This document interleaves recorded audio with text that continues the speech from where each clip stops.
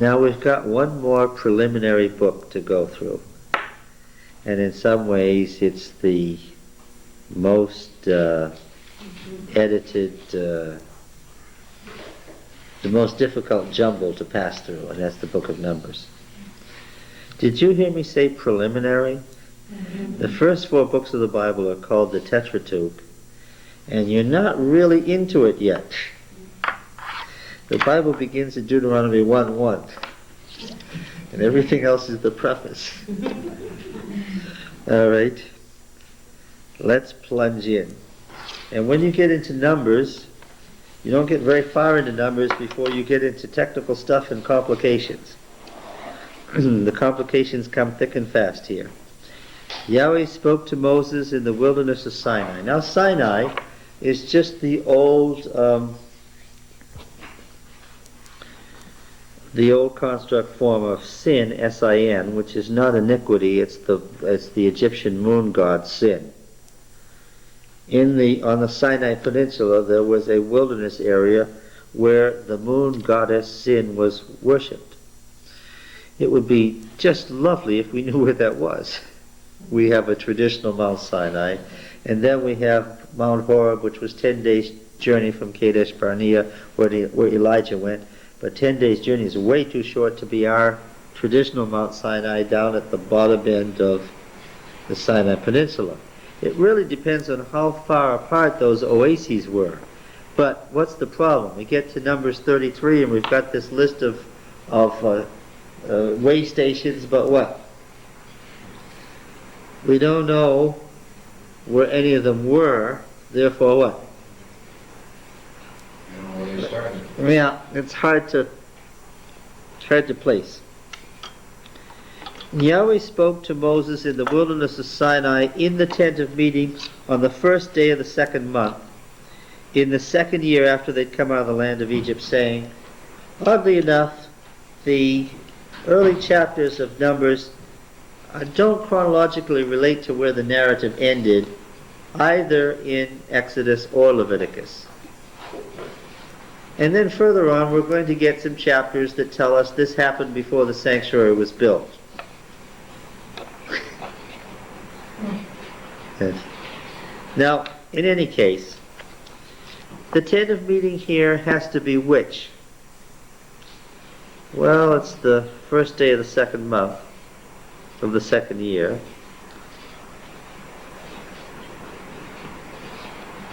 Is this, well, these are a unit, Numbers 1, 2, and 3. What's the tent of meeting in these first 4 chapters? Is it Moses' tent or is it the Aaronite sanctuary?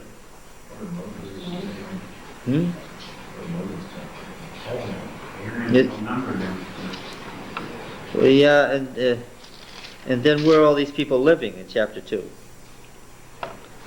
They're living around the central sanctuary. Yeah?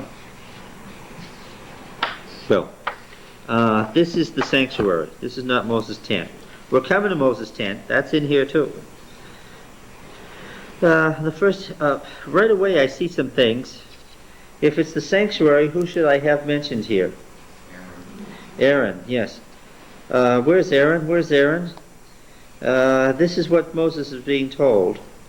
Verse 2, take a census of all the congregation of the people of Israel by families, by fathers' houses, according to the number of names, every male, head by head, from 20 years old and upward, all in Israel who are able to go forth to war. Period. Okay, the census was for what purpose? Huh? For war. It's the holy war setting, as is Numbers 2 with the camp, the square around the sanctuary. The whole setting is holy war. All right? Now, there is another sentence added here. You and Aaron shall number them company by company. I like that sentence being there. What does it do? It adds Aaron back in and gets Aaron into the sanctuary, and equalizes the theology, that makes it consistent with the prior theology. And there shall be with you a man from each tribe, each man being the head of a house of his father. These are the names of the men who shall attend you. From Reuben, Elizor. El being the name of El, the head of the pantheon. Zor, rock. El is a rock. The son of Shadaor. Shaddai. Remember Shaddai? El Shaddai, God of the mountain. Or just Shaddai, mountain, or almighty. Is or, light. Shad is light. From Shimeon, Shalumiel. Shalumiel. My friend, Shalom, you recognize the root Shalom, peace. Shalom, friend, one who is peaceful. My friend is El. The son of Zori Shaddai. Oh, that's not even hard, is it? Zor, rock. Zori, my rock, is Shaddai. From Judah, Nashon. Nashon. Oh no, that means serpent. Okay, not surprising. Where had they just come from? No. There's also a theophoric name. Theophoric, Greek word meaning a name with a divine element. A theophoric name. Serpent, theophoric name? Oh yes. Why? Egypt worshipped serpent. Nashon isn't the whole name. What's missing? The name of the deity is missing. It's been cleaned up, expurgated. So, son of Aminadab. The divine kinsman is bountiful, Aminadab. From Issachar, Nethanel. Well, you know that Nathan means to give. El has given. Zuar. Oh, Zuar means little one. From Zebulun, Eliab. Father. Eli, my El. My El is father. Let's see. Notice Joseph is divided up as Ephraim and Manasseh because they're going to omit Levi here. Elishama, Shamat meaning to hear. My El hears. Son of Amichud. My kinsman is glorious. Remember how the kinsman was the family god? Gamaliel, you remember this name? El is my reward. Let's see. Abidan, my father has judged. D-A-N, Dan. Daniel, remember? El is a judge. Dan means to judge. Abidan, my father has judged. Okay. Achi Eitzer, my brother is a help. Remember Eben Eitzer, the stone? Here I raise my Ebenezer. Shaddai, there it is. My kinsman is Shaddai. From Asher, Pagiel, means the fortune of El.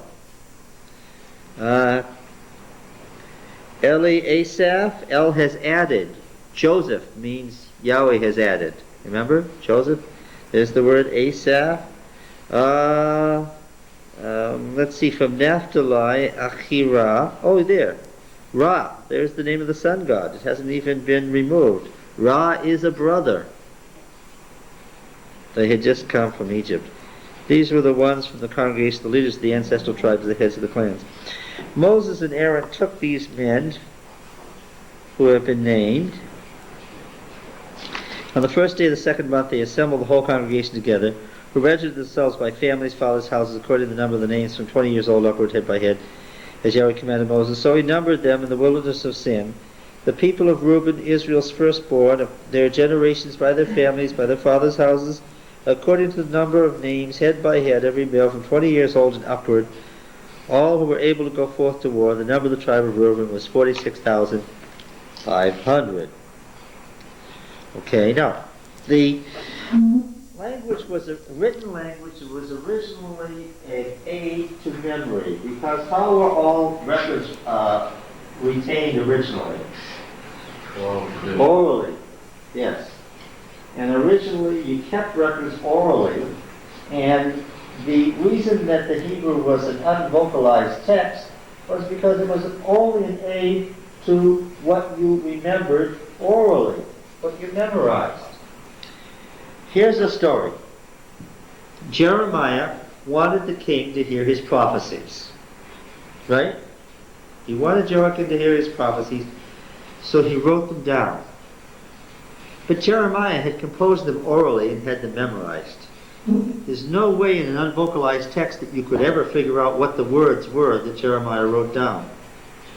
So he told Baruch to write them down, and he read them aloud to Baruch. It says so.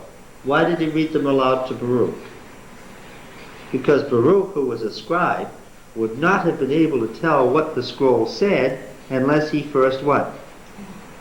Heard it. Once having heard it, this was his business, then he could look at the unvocalized text and what? And read it and tell you what it said.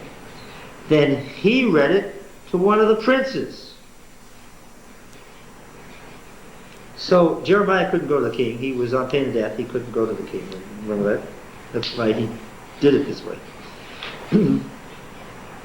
When they wouldn't let Baruch read it, one of the princes read it to the king. The prince that Baruch had read it to first. Why did Baruch read it aloud to this guy first, and then he go read it to the king? Because he couldn't have read it either, although he was an educated man, unless what? Unless he heard it first. That's the problem with an unvocalized text. All right. Now here's the word.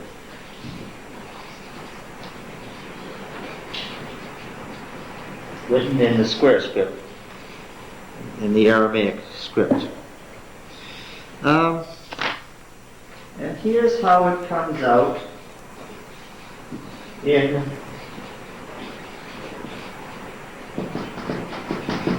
Aleph. Aleph.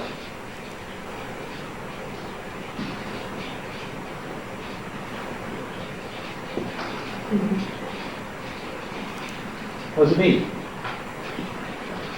It means 1,000. It's the word in Hebrew for 1,000. It meant a battalion of 1,000 warriors. And in the monarchy, Aleph meant 1,000. That's what it meant, 1,000. Okay? Now the Ugaritic texts. Turns out that the Ugaritic has, remember Ugaritic is North Canaanite and Hebrew is South Canaanite. It turns out that the Ugaritic has a missing Semitic equivalent, West Semitic equivalent, to Akkadian, Aleph. Okay? And it turns out, here it is, but here, we put in vowels. Now we have Aleph.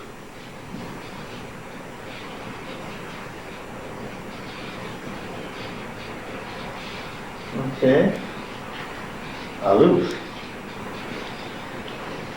What does this word mean? It means clan or clan chieftain.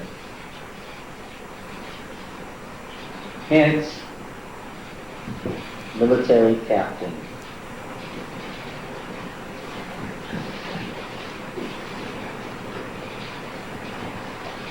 You see, the problem with an unvocalized text is, here's some consonants.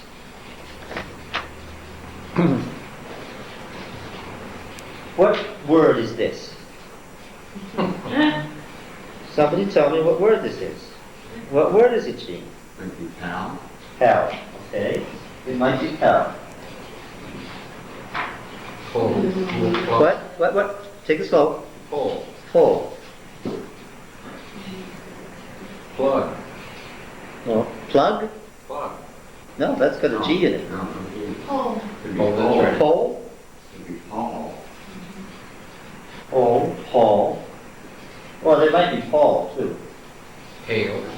Pale. Well, did you mean P-A-I-L or did you mean P-A-L-E? Either one.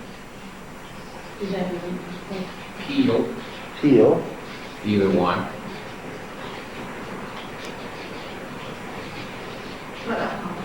Huh? A Paul. I was hoping somebody would get on that for that. Paul. What? Apple. Apple. Yes.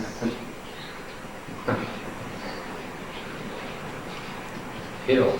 Might even be a fly. Apply. Yes. Apply and fill.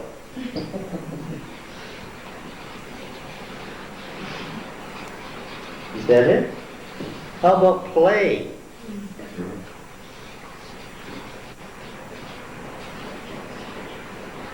Did we put fly on there already?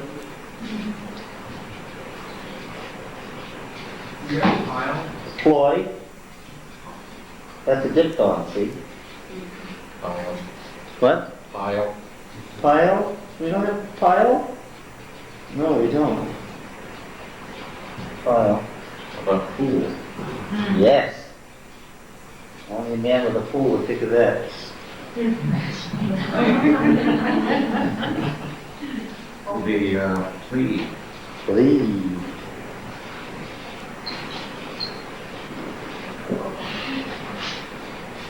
Place. Yeah. Opal. Could be Opal. What? Opal. Opal. Well, that's very good. How about place? No, that's got another consonant in it. And by the way, this is just the kind of scholarly argument you go through in a lot of passages about what did the text mean. No, you have to divide those consonants here, and it gives you these words. No, if you move it over one consonant, it gives you these words. And so forth. The thing that saves you in the unvocalized text is that what is probably going to help you is context. You've got a running start at it. It's probably not going to be either apple or pool. I went swimming in my apple. Probably not. Possible, but not probable. Okay? Context is probably going to help you. But here in Numbers 1, context didn't help. Why? Because LF, 1,000, seemed to be the right word because it was the word in the monarchy for the basic military unit. Right? The battalion of 1,000 men. And so in David's day, when he took a census, it was done by what? By the 1,000. So when they got this traditional text handed down to them, and when they wrote it down, and when this ancient word had fallen out of use, what did they have left? They had thousands. And since in David's day, there were about 3 million people living in Canaan, therefore this census what? Seemed to be perfectly reasonable. That's how many people there were in David's kingdom. Right? Okay. And we wouldn't figure it out today, except that what? In 1939, this German excavation up there in North Syria turned up this Canaanite city that in the burning of the royal palace, the wall collapsed over the royal library and saved the library from burning up. Hence the Ugaritic texts. Now, Reuben had either one of the following. There are two possible ways to read this. Reuben is number one. 46,500 it says.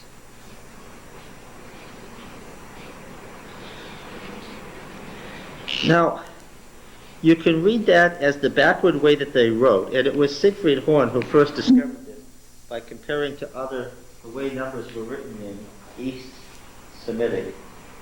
There were 186,000 men surrounding Jerusalem in Sennacherib's army, right?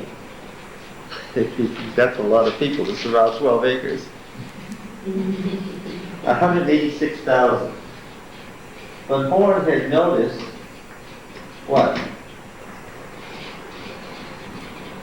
It said 180 and 6,000, and he had noticed how they wrote numbers in East Semitic. There were 180 and 6,000. And what was that? 6,000. That was 6,180, which was a big army. And that's how many folks were around Jerusalem who didn't get up the next morning. Now, what might be the case here then? This might be 6,540. Okay? Just reading the number straight. Just reading the number without the problem of Aleph and Aleph. Just reading the number straight, it might be, okay, 6,540. Okay. Or, if in fact Aleph is to be taken as Aleph, then there were 46 clans, each of whom had a chief, and 500 men. Or there were 40 chiefs and 6,200 men.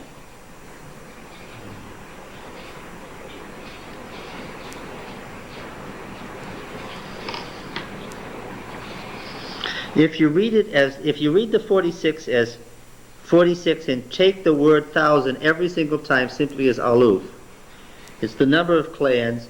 How many warriors do you get? You get something over 5,000 warriors, right?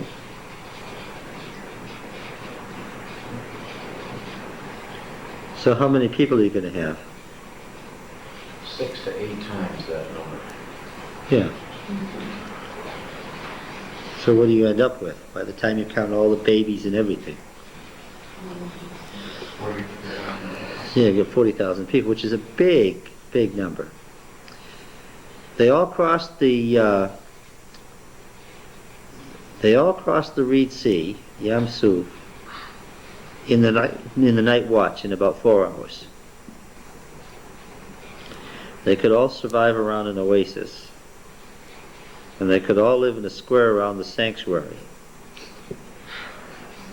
A 1 mile square, 2 mile square. Yeah. Okay. So now that's the actual fact about what the text says. Who put in the vowels? Well, the vowels are traditional. They were put in between the 4th and 9th century AD by the Masoretes, the Masorah, who lived in the city of Tiberias up there on the Sea of Galilee where Jesus had taught. The 4th to 9th century AD. But they just didn't pull this out of the air. The Tiberian school was following the old vocalization that was traditional that they had received from their ancestors, and they wrote down the way it was sung in the synagogue. Okay? So they inherited a tradition that comes from the time of Jesus. It was sung a certain way, and the way it was sung told you what the words were. So the tradition goes back at least to the time of Christ, that this is what the words were in the Masoretic text. It was Aleph, 1,000. Most scholars today believe that this particular confusion goes back at least to the time of David, at least to 1,000 BC. They already thought in David's day that when they heard these numbers, when they heard about this census, this is a record that was probably in a temple, that it was thousands. They doubtless, if you asked David how many folks came out in the Exodus, he would have struggled around for words to say 2 million or so. Okay, so this isn't an idea of recent origin, right? We would have sensed that something was seriously wrong, but we would have had no idea what without the Ugaritic texts. And the Ugaritic texts regularly divide fighting forces up into so many clans of so many fighting men. That was the standard way to count a war force in Old Canaanite. Interesting thing is if you take the text today, for example, 42,000 men, the Battle of the Bulge, the first 3 days of the Battle of the Bulge in 1944, actual dead with weapons of mass destruction of the 1940s, with tanks and planes in the works, the number of dead in the first 3 days was less than 3,000. And these guys with swords and spears and slingshots killed 42,000 in a day? I heard it this morning. The Shibboleth thing. 40-odd thousand people died as a result. Yeah. We've already said what the problem was. The problem was that Israel would be walking out the north end of Syria while the back tail end was trying to get still out of Egypt if you strung out 2 million people in a line. Spaced them 3 feet apart and 6 feet wide and pushed their animals out the side. Roland K. Harrison, probably the most conservative scholar ever to write a thorough text of the Old Testament. This introduction to the Old Testament is absolutely the single most conservative scholarly work on the Old Testament. Writes that, of course, if the numbers as they stand in the book of Numbers were true, then the Israelites would have had nothing to fear from the Egyptian army. Why? Yeah, they were outnumbered of about 5 to 1, so yeah. And what did they, it says specifically, before we get very far in here, that when they came to borders in Canaan, what was the problem? That they were few in number in comparison to the Canaanites. Balaam mentions that they were few in number. Yeah. Well, let me ask this question. If the Israel of the Exodus is 30 or 40,000 people, how did it get so big in David's day? How did it get to be millions of people? Well, not all the Israelites in David's day were descended from folks who had left Egypt. Why? Yeah. There were a lot of folks in David's empire who were Philistines one day, and what? They were Hebrews the next day. Yeah, yes. And when they found out that Yahweh was their God, what did they say? What did they say? Okay. Sure, why not? Yes. One of the purposes of the Levitical cities was to do what? Those Levitical cities were the centers of the old Canaanite populace. What was the purpose? It was an evangelistic purpose. They put the priests of Yahweh and temples of Yahweh in the center of the old Canaanite populace so that what? The priest's primary business was instruction, so that what? So that they could train them in their new religion. All right. Well, we have a genuine census here, and it's old.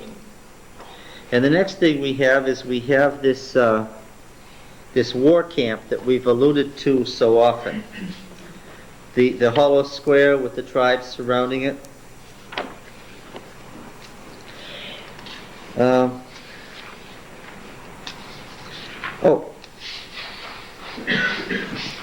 I was interested again to see that Dr. Harrison didn't disappoint me. As I said, this is the most conservative introduction to the Old Testament ever written.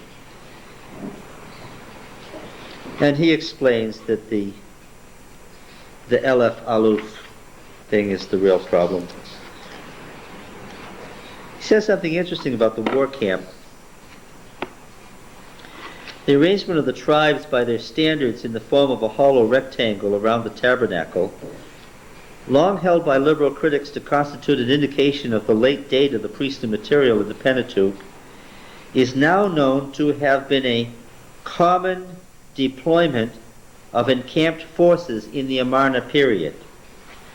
As Kitchen has remarked, it is significant in this connection to note that precisely the same strategic layout was utilized by Ramses II, the contemporary of Moses, in his Syrian campaign, when the large portable war tent of the divine king was pitched in the center of the rectangular encampment with the army divisions encamped around him by division.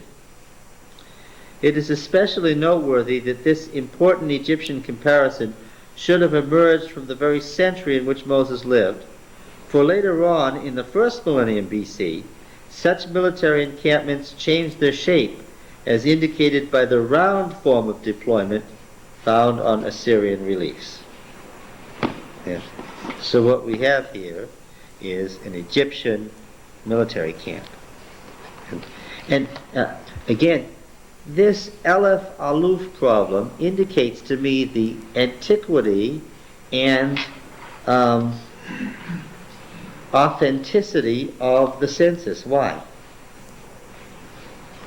It's a census that is so old that what? It even confused the scribes of David's day in their explanation. Right? It's that old, indicating what?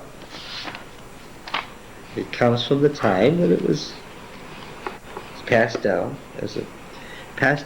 doubtless orally. It's hard for us to realize that the Bible existed orally. That makes us nervous for so many centuries.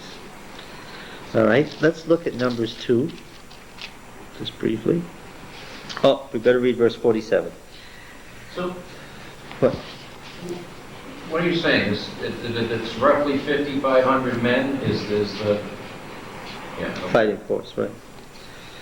But the Levites were not numbered by their ancestral tribe along with them, for Yahweh said to Moses, only the tribe of Levi you shall not number, and you shall not take a census of them among the people of Israel, but appoint the Levites over the tabernacle of testimony, and over all its furnishings, and over all that belongs to it. They are to carry the tabernacle, all its furnishings, and tend it, and encamp around the tabernacle. When the tabernacle is set up, the Levites shall take it down. When the tabernacle is to be pitched, the Levites shall set it up. And if anyone else comes near, he shall be put to death. The people of Israel shall pitch their tents by their companies, every man by his own camp, and every man by his own standard. But the Levites shall encamp around the tabernacle of testimony. This is really inflated language, around the tabernacle of the testimony. That there shall be no wrath upon the congregation of the people of Israel. The Levites shall keep charge of the tabernacle of the testimony. You can tell the editing. One people want to call it the tabernacle, other want to call it the sanctuary, other want to call it the place of the testimony. They just shove these phrases all together. And you get these inflated phrases. Thus did the people of Israel, they did according to all that Yahweh commanded Moses. Yahweh said to Moses and Aaron, in the beginning. Now here we have Moses and Aaron together. Right? The people of Israel shall encamp each by his own standard with the ensigns of their fathers' houses. They shall encamp facing the tent of meeting on every side. Those to encamp to the east side toward the sunrise shall be the standard of the camp of Judah by their companies. The leader of the people of Judah being Nahshon, the son of Amminadab, his host as numbered being 75,600. Those to encamp next to him shall be the tribe of Issachar, the leader of the people being, and so forth, and Zebulun. Issachar on the north, Zebulun on the south. Next on the south, Reuben in the center, Simeon and Gad. Then the tent of meeting would follow in the middle when they were on the march. West, Ephraim, Manasseh on the north, Benjamin on the south, and on the north, Dan in the middle with Asher on the east, and Naphtali on the west. Okay. The war camp. Chapter 3, verse 1. These are the generations of Aaron and Moses at the time when they spoke, when Yahweh spoke with Moses on Mount Sinai. I have no idea what that verse is doing there. Neither does anyone else. These are the names of the sons of Aaron: Nadab, the firstborn, and Abihu, Eliezer, and Ithamar. These are the names of the sons of Aaron, the anointed priests, whom he ordained to minister in the priest's office. In Exodus, just Aaron was ordained. In Leviticus, Aaron and his sons were ordained. Verse 4, but Nadab and Abihu died before Yahweh when they offered on holy fire before Yahweh in the wilderness of Sinai, and they had no children. They had no children indicates which of two things? What are the two possibilities? One is not that they didn't have any children, that they both genetically couldn't have children and both of their brothers had children. No, that's not what it means. What does it mean? Kids were burned up. Yeah, that the kids were murdered with the kids. They weren't kids. These would have been middle-aged men. But that the children and grandchildren were killed with them. That's one possibility, probably the most likely. What's the other possibility? That on the death of the fathers for wickedness, that the family was dispossessed and listed genealogically under the brothers, which would be a perfectly legitimate procedure now that we've got used to how genealogies work and what they do and don't tell you.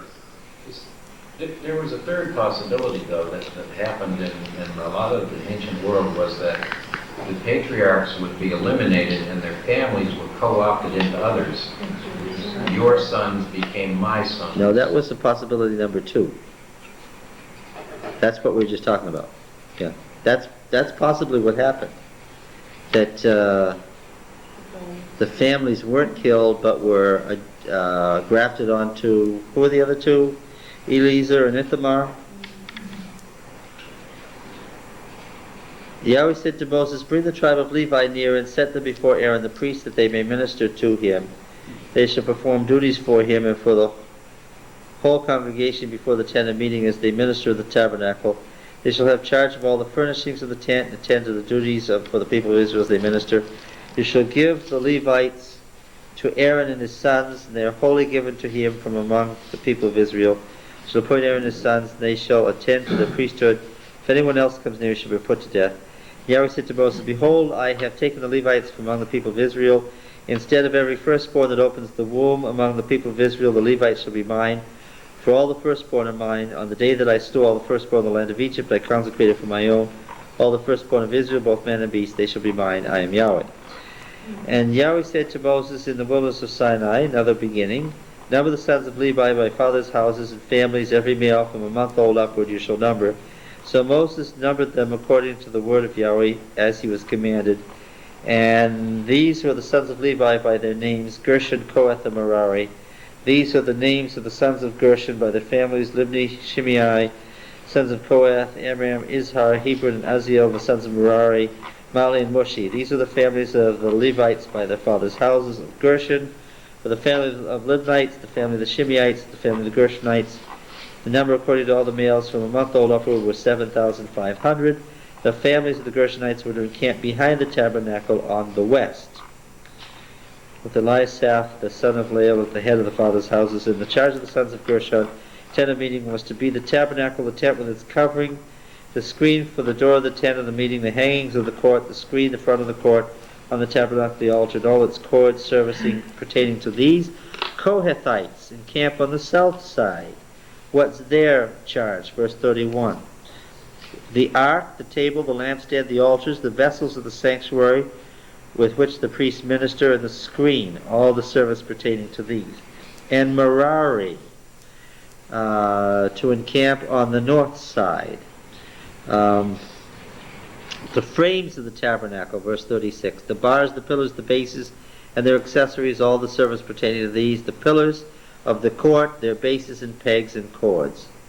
And those to encamp before the tabernacle on the east, before the tent of meeting toward the sunrise, were Moses and Aaron and his sons, having charge of the rites within the sanctuary, whatever had to be done for the people of Israel. Anyone else who came near was to be put to death. So,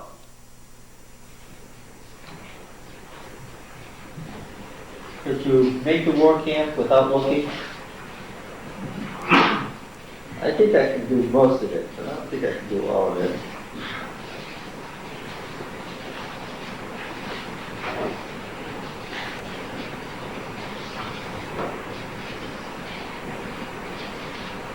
Now, their lines were probably very exact. Why? They probably had a perfect square.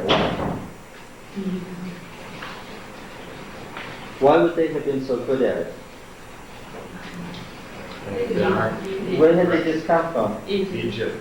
And how were the Egyptians at this geometric stuff? They were perfect, right? Their pyramid lines, their bases were laid out perfectly. Absolutely perfect. Our modern measuring instruments couldn't have done any better. In fact, most of our buildings are off more than their buildings were. No, I saw a thing on Nova that said that. I trust everything Nova says. Okay? So this is Moses and Aaron. And Judah. And Dan. Who's here? Yes. Reuben? Who's on the list? Ephraim. Ephraim, isn't it? Yeah. Ephraim. Reuben's on the south.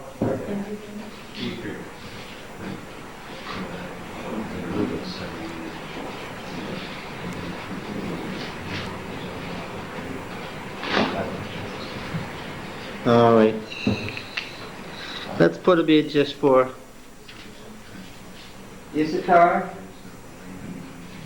Is that right? And Zebulun. And on the south, sitting in the Gad. Is this right? Stop me if I make a mistake. Ephraim, Manasseh, Benjamin,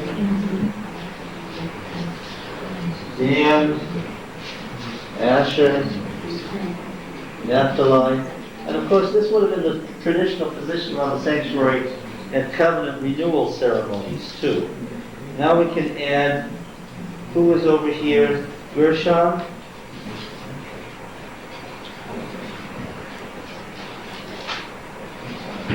All right. Kohath is on the south. And Merari is on the north. Now I want you to notice something here. This is interesting. The rebellion of Korah, Dathan, and Abiram is mentioned in Numbers, right? It becomes quite a story.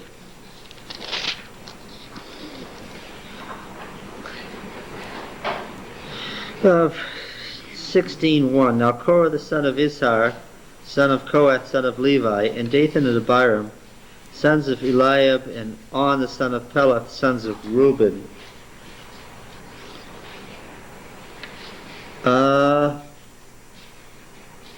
Yes, you do. You're looking at it. Korah was a Kohathite, and Dathan and Abiram were Reubenites. Look. Do you see? Yes, he was a Levite. The Levites were spread all around. He was of the family of Kohath. Take a look. He was a Kohathite, and these other two were Reubenites. What do you see? Naturally. They were what? They were neighbors.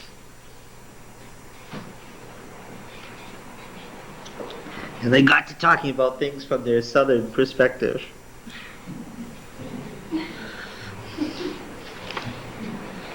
Yeah.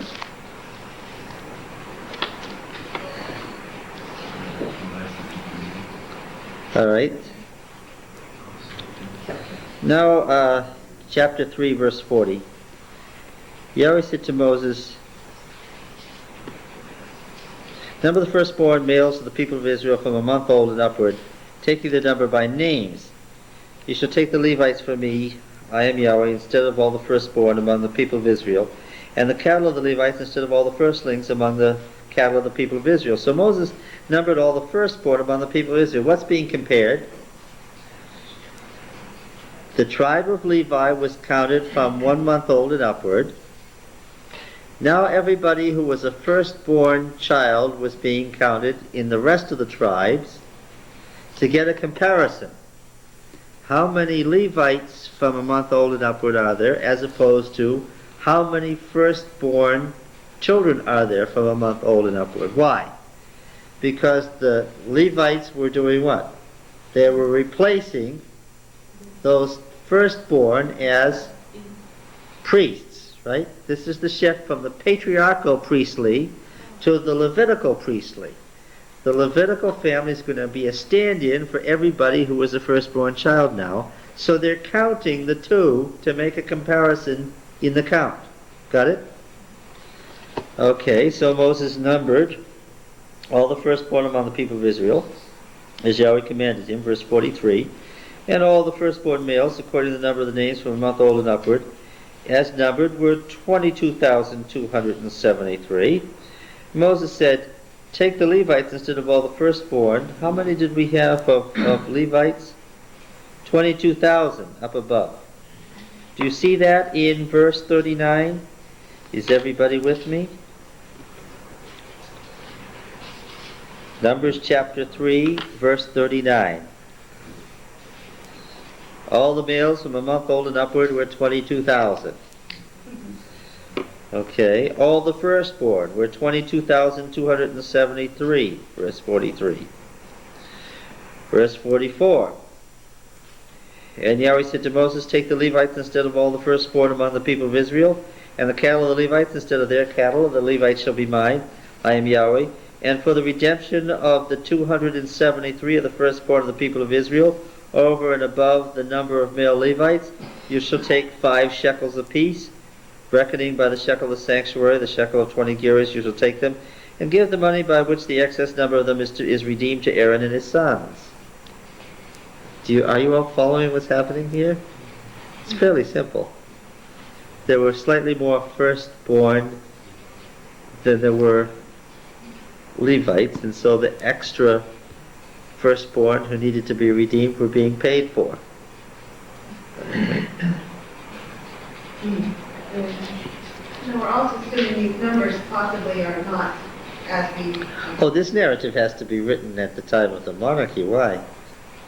Because we've got 22,000 and 22,273, meaning the person who constructed this, the narrative says there was an overage that had to be redeemed.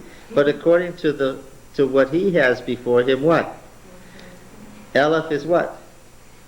Is thousands, and the difference is 273. This narrative couldn't be constructed on the basis of the old figures. It has to be constructed on the understanding of those figures that developed later. Now he said to Moses and Aaron, verse 4:1, take a census. No, let's stop there.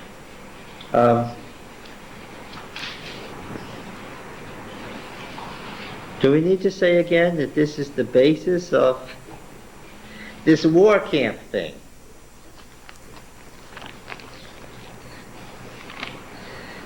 What does it say in Revelation there where they're coming up to?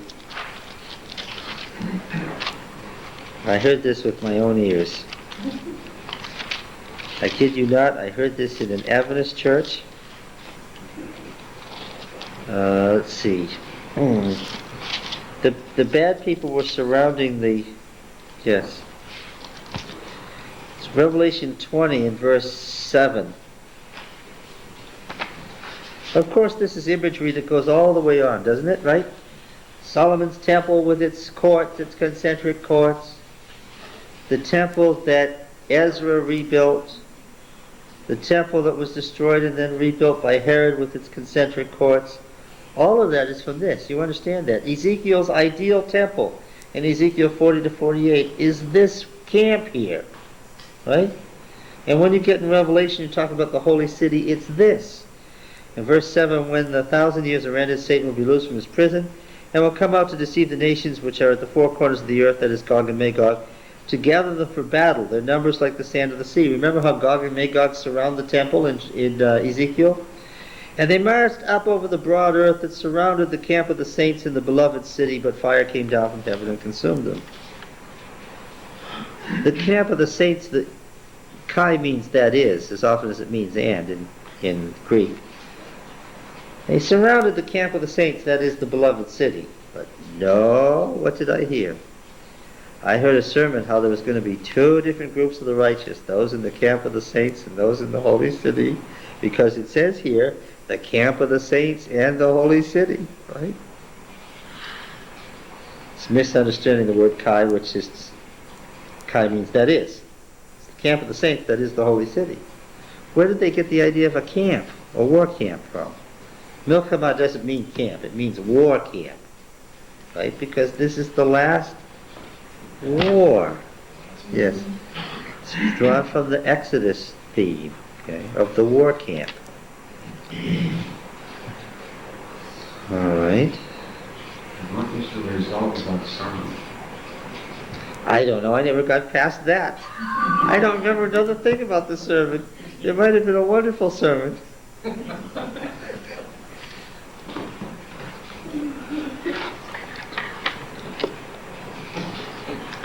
Okay, any questions or comments about this? What are the 7 levels of the universe? You can see them there, right? We got them all now? Number 7 is the high point in the cosmos. That's the most holy place. 6 is the holy place. 5 is the court. 4 is the outer court. 3 is the priests. 2 is the Israelite tribes, and 1 is the outer darkness of the outside world, right? The underworld. Remember the 7 levels, when they did a ziggurat, only 6 showed above ground. Where was the 7th one? There was another whole level that was built where? And that represented the underworld. Yeah. Outside the camp is the realm of demons, is the realm of darkness. They don't pass over till you pass the boundaries into Israel. Yeah. Okay. What? I was trying to think of that in terms of Madrid. Well, if you're dispensationalist, that's one thing. Okay.